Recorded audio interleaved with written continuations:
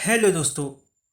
आज हम SSC JE civil engineering का जो आपका एग्ज़ाम हुआ था 23 मार्च 2021 को, उस पेपर का पार्ट सेकेंड डिस्कस करेंगे।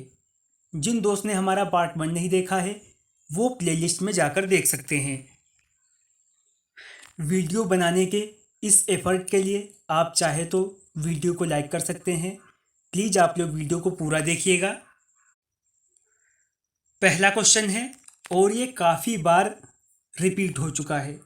For occurrence of laminar flow through pipes the value of Reynolds number shall be less than. Hydraulic engineering में ये क्वेश्चन नंबर 1 पर रहता है। पूछा है पाइप में लेमिनार फ्लो होगा अगर रेनॉल्ड्स नंबर की वैल्यू किससे कम हो।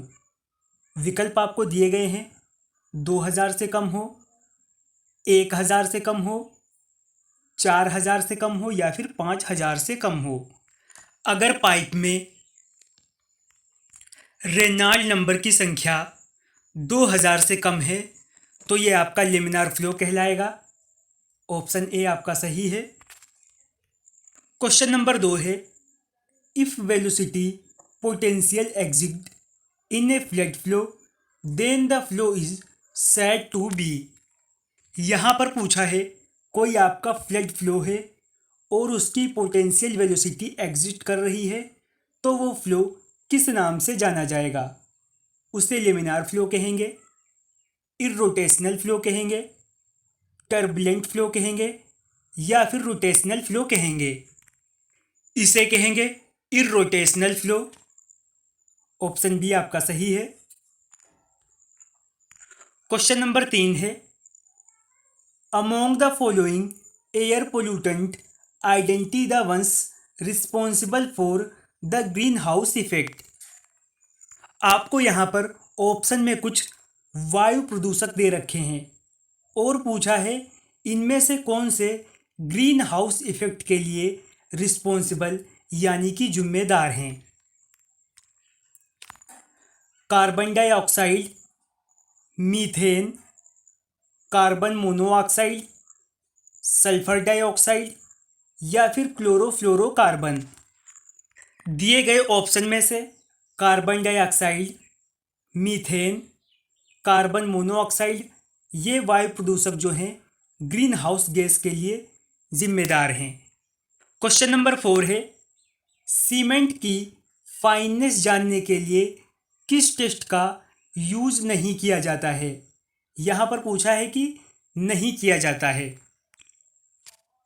सीयू टेस्ट का, डेंसिटी बोटल टेस्ट का, एयर परमेबिलिटी टेस्ट का या फिर वेगनर टर्बिडीमीटर टेस्ट का।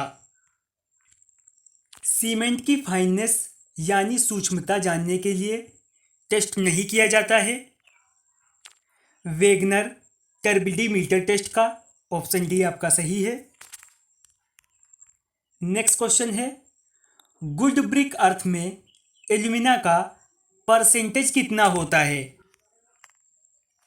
20 से लेके 30% तक, 1 से लेके 5% तक, 45 से लेके 55% तक या फिर 5 से लेके 10% तक। तो ईंट बनाने के लिए जो मिट्टी यूज की जाती है उसमें एल्यूमिना की मात्रा होनी चाहिए 20 से लेके 30% तक। ऑप्शन ए आपका सही रहेगा। अगला क्वेश्चन है आईआरसी यानी इंडियन रोड कांग्रेस के अनुसार सतह की ड्रेसिंग यानी सरफेस ड्रेसिंग जैसे बिटुमिनस निर्माण में यूज किए जाने वाले एग्रीगेट की मैक्सिमम स्ट्रिपिंग वैल्यू क्या होती है।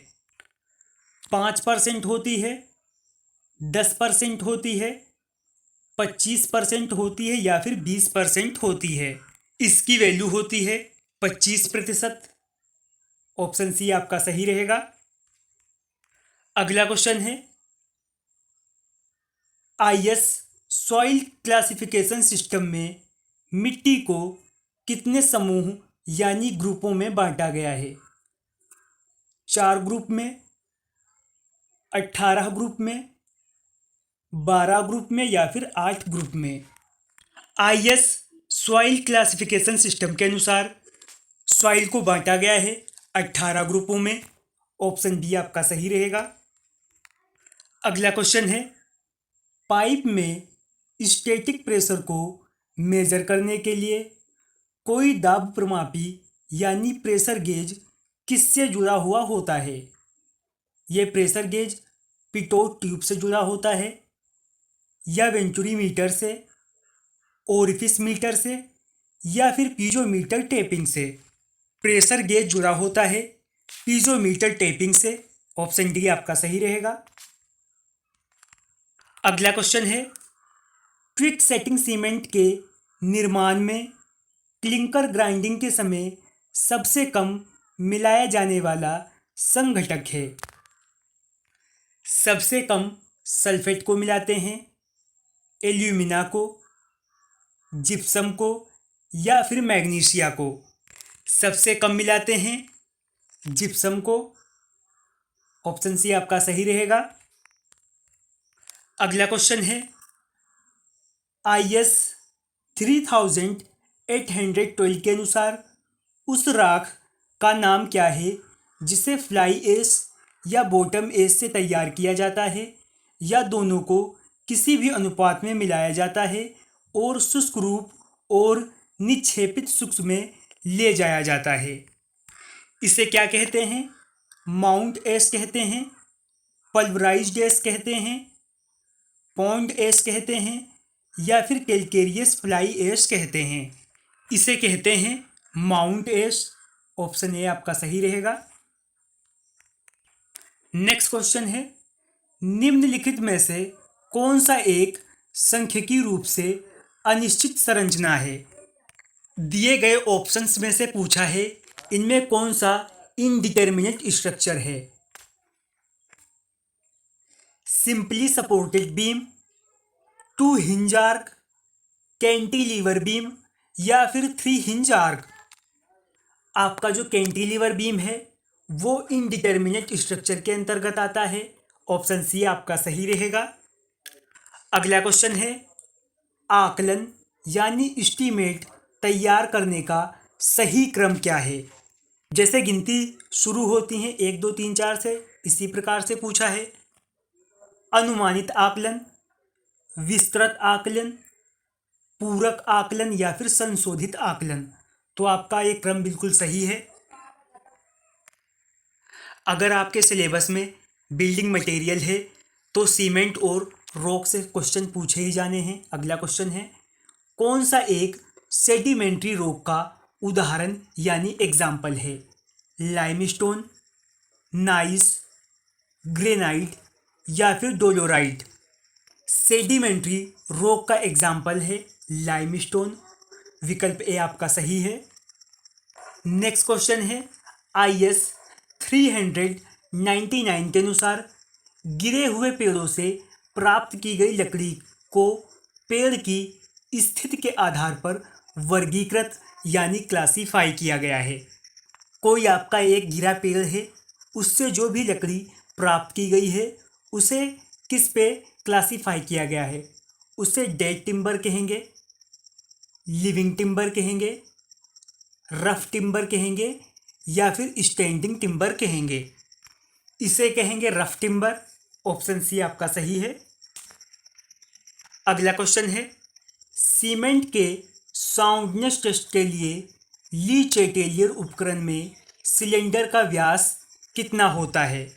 यहाँ पर आपसे ली चैटेलियर उपकरण में जो सिलेंडर होता है उसका डाया पूछा है। 22 mm होता है, 40 mm होता है, 30 mm होता है, या फिर 50 mm होता है? ये होता है 30 mm। ऑप्शन सी आपका सही है। अगला क्वेश्चन आपका पब्लिक हेल्थ इंजीनियरिंग से है। वाटर ट्रीटमेंट के लिए यूज किया जाने वाला कोगलेंट फिटकरी यानी कि एलम के नाम से भी जाना जाता है। फेरिक क्लोराइड के नाम से, सोडियम एल्यूमिनेट के नाम से, फेरिक सल्फेट के नाम से, या फिर एल्यूमिनियम सल्फेट के नाम से? ये जाना जाता है एल्यूमिनियम सल्फेट के नाम से। ऑप्शन डी आपका सही रहेगा। अगला क्वेश्चन सर्वे से है, प्लेन टेबल सर्वे की निम्नलिखित कौन सी हानि है। यहाँ पर आपसे प्लेन टेबल सर्वे में डिसएडवांटेज पूछी है दिए गए ऑप्शन में से। ये थियोडोलाइट सर्वे की तुलना में यानी कंपेयर में सरल और सस्ता है, इजी एंड चीप है।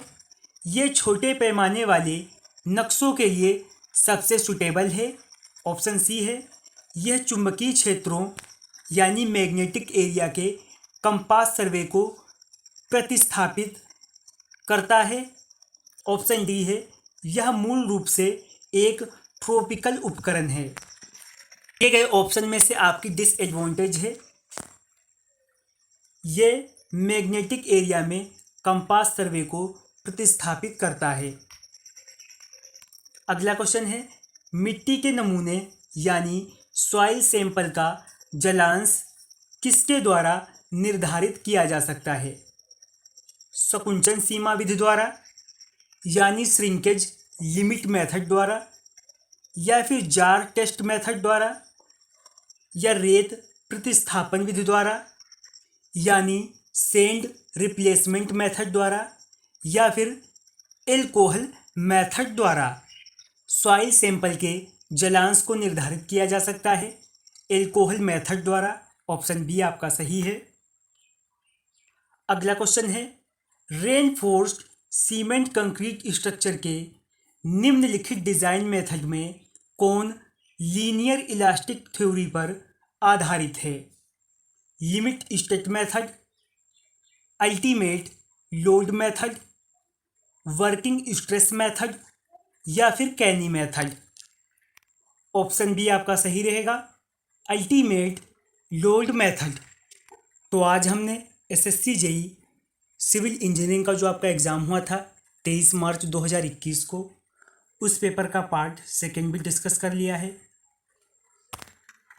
बाकी आप हमसे व्हाट्सएप ग्रुप पर भी जुड़ सकते हैं और टेलीग्राम चैनल को भी ज्वाइन कर सकते हैं, उसका लिंक डिस्क्रिप्शन में दिया गया है।